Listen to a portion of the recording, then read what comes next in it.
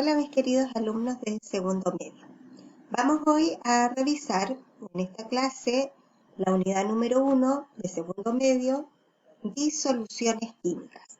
Como hemos conversado ya en las clases anteriores, nosotros vamos a remitirnos hoy a revisar qué son las disoluciones. Vamos a revisar también cómo se clasifican, cómo lograríamos identificarlas y también cómo se forman. Para eso es necesario que vamos al contexto, ¿sí? Nosotros vamos a estudiar en la materia, que es todo aquello que nos rodean, podemos encontrar la materia en dos formas, como mezclas o como sustancias puras. Las sustancias puras serán aquellas que contengan compuestos o que sean sustancias simples, es decir, que tengan la misma clase de átomos o moléculas como son los elementos químicos o las moléculas diatómicas.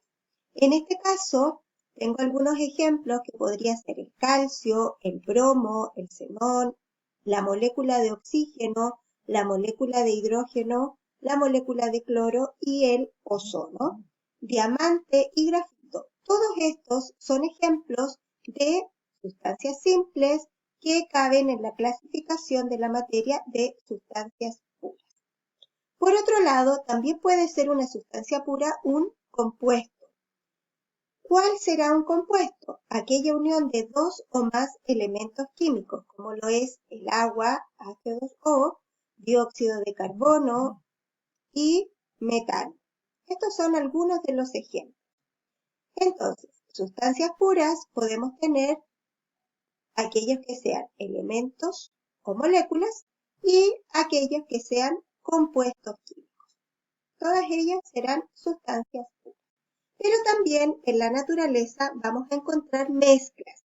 Y las mezclas, que será una combinación de sustancias, pueden ser homogéneas o pueden ser heterogéneas. En las mezclas homogéneas están lo que nosotros vamos a estudiar en mayor detalle, que son las disoluciones. Pero también existen mezclas heterogéneas, en las cuales uno de sus componentes se encuentra en mayor proporción o se identifica de mayor manera. Por ejemplo, dentro de las mezclas heterogéneas debemos reconocer dos tipos de mezclas heterogéneas, las suspensiones y los coloides. Por otra parte, las mezclas homogéneas, como su nombre lo dice, homo, igual, aquellas mezclas en donde la unión de sus componentes es tan igualitaria que no se logra diferenciar sus componentes. Ejemplo, podríamos tener cuando disolvemos agua y azúcar, cuando disolvemos agua y sal. En este tipo de mezclas, a simple vista, es muy difícil identificar su composición. A diferencia de las mezclas heterogéneas, que podría tener, por ejemplo, agua y arena, que es muy fácil separar o identificar sus componentes, agua y aceite, etc. Dentro de las mezclas heterogéneas se encuentran los coloides, que vimos que era una mezcla heterogénea. En estas mezclas será más fácil identificar su composición. Y los coloides los vamos a clasificar según el estado físico de sus componentes. Para eso es necesario identificar cómo están compuestos los coloides. Están formados por dos fases, una fase dispersa y una fase dispersante o un medio dispersante. Ejemplo de ello podría ser el polvo en el aire, ¿ya? El nombre que le daremos a este coloide será un aerosol sólido. Cuando tenemos polvo en el aire, lo que sucede es que la mayor cantidad de esta mezcla es gas y la menor cantidad es sólido. Por eso es que tenemos este polvo o sólido en suspensión en el aire. Los geles, por ejemplo, dentro de esta clasificación están las gelatinas, la tinta, la clara de huevo, que tienen esta consistencia. y es una mezcla en donde la mayor cantidad de sustancia o de la mezcla está en estado líquido y la fase dispersa está en estado sólido. Otro ejemplo sería la niebla. En este caso hablaremos de aerosol líquido. La mayor cantidad de esta mezcla es gaseosa y la fase dispersa, es decir, la que se encuentra en menor cantidad, es líquido. Es decir, son gotas de agua suspendidas en moléculas gaseosas. Así también las emulsiones, como lo sería la leche y la mayonesa, en donde su medio dispersante se encuentra en fase líquida y su fase dispersa también en fase líquida. La emulsión sólida, como las frituras y el queso, ya el medio dispersante se encuentra en estado sólido y la fase dispersa en estado líquido. Espumas, ahí tenemos las nubes, donde la mayor fase dispersante está en estado líquido y la fase dispersa en estado gaseoso. Ahora, es necesario definir lo que será o lo que entenderemos por disolución. Disolución será una mezcla homogénea de dos o más sustancias químicas, tal que el tamaño molecular de las partículas sea inferior a 10 a la menos 9 micrómetros. Se llama mezcla coloidal cuando el tamaño de las partículas está entre 10 a la menos 9 y 2 por 10 a la menos 7 micrómetros. Se llama suspensión cuando el tamaño de las partículas es del orden de 2 por 10 a la menos 7 micrómetros. Si nosotros pudiésemos comparar las partículas o los tamaños de partículas en estos tres tipos de mezcla, nos daremos cuenta que en una suspensión el tamaño de las partículas es mayor que en los coloides y que en la disolución. Dicho de otra forma, en las disoluciones, que son mezclas homogéneas, el tamaño de las partículas que participan es mucho menor. Toda mezcla puede ser separada a través de diferentes técnicas. Si estamos hablando de una mezcla homogénea, las técnicas que utilizaremos serán distintas a las técnicas de separación de una mezcla heterogénea, en donde el tamaño de partículas es mucho mayor. Por ejemplo, tenemos técnicas como la filtración, el tamizado, la destilación.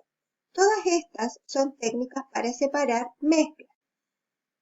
La primera, que es la filtración, sirve para separar una mezcla de líquidos y sólidos.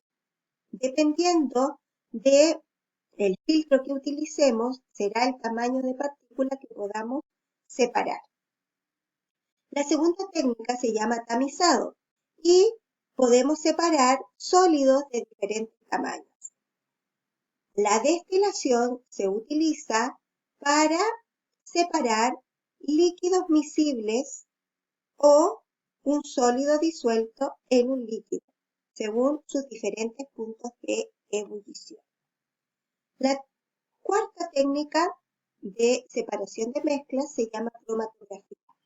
La cromatografía se basa en diferentes velocidades que se desplazan los componentes de una mezcla a través de un medio absorbente o fase estacionaria, al ser arrastrado por una fase móvil. En la cristalización permite separar los componentes de una disolución debido a los cambios de temperatura. Si ésta disminuye la solubilidad de alguno de los constituyentes, también disminuye la formación de cristales de solutos.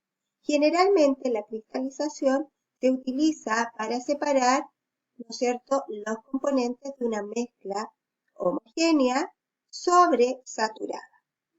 La decantación sirve para separar líquidos inmiscibles, es decir, que no se pueden mezclar, como el agua y el aceite, el agua y el petróleo, etc. Tenemos entonces que definir cómo está formada una disolución, que anteriormente dijimos que entenderemos por disolución una mezcla homogénea en donde el tamaño de sus partículas es menor. Toda disolución estará formada por dos componentes. Al primero, que se encuentra en menor cantidad, le llamaremos soluto, y el segundo componente, que se encuentra siempre en mayor cantidad, le llamaremos disolvente.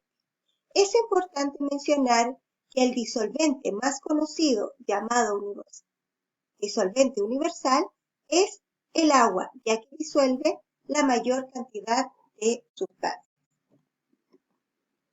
El agua como disolvente, dijimos que es llamado también el disolvente más universal, es decir, es el líquido que más sustancias disuelve, y ello hace que sea una de las sustancias más importantes en el ámbito de las disoluciones. Es importante definir que existen sustancias con diferentes polaridades, ¿ya? Ejemplo, un soluto polar sí se disuelve en agua. Un soluto no polar no se disuelve el agua, pero sí en un disolvente no polar.